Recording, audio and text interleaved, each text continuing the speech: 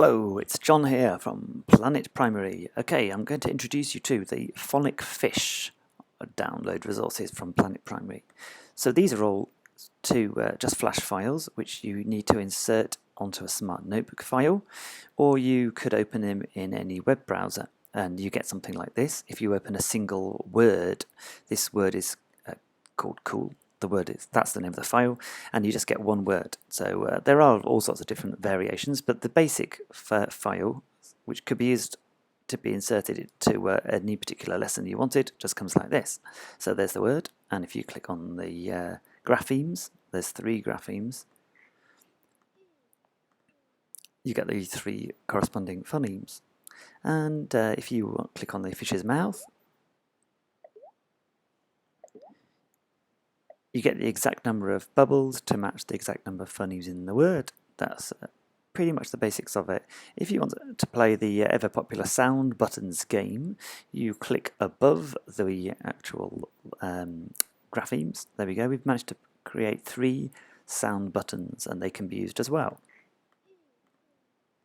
Or you can just isolate them any way you like. And that's how it works. You can hide them again by clicking above. So all the resources are matched to the different phonic sets. This one is for the grapheme U, and it comes from a set of 5 different similar graphemes.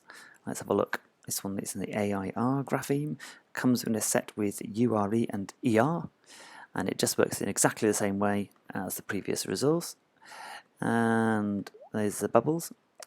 And this one's card, that's the AR grapheme, comes with the OR and UR, which are usually taught together. And it continues. All sorts of different sets of sounds that normally come together are all bundled up. And you've got all the different sounds there. Here's another one. This time I've got a generator in the corner on the starfish. And all the words in that set come together randomly generated. So as long as you're focusing on that set of graphemes, it's going to be a quite useful resort.